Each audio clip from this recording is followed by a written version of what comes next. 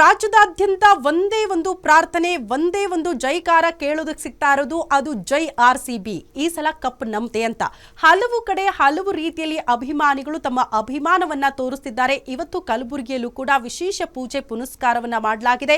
Final ಅಲ್ಲಿ RCBನೇ ಗೆಲ್ಲಬೇಕು, ಈ ಸಲ ಕಪ್ ನಮ್ದೇ ಆಗಬೇಕು ಅನ್ನೋ ಕಾರಣಕ್ಕೆ ವಿಶೇಷ ಪೂಜೆಯನ್ನ ಸಾಯಿಬಾಬಾಗೆ ಸಲ್ಲಿಸಿದ್ದಾರೆ. ಆ ದೃಶ್ಯವನ್ನು ಕೂಡ ನೀವು ಗಮನಿಸ್ತಾ ಇದ್ದೀರಿ.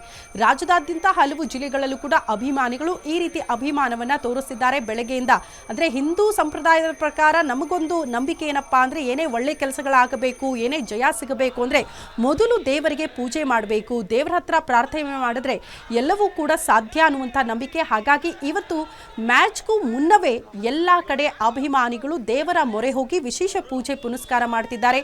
ಆ ಮೂಲಕ ಜೈ RCB ಅಂತ ಘೋಷಣೆ ಕೂಡ ಕೂಗ್ತಿದ್ದಾರೆ.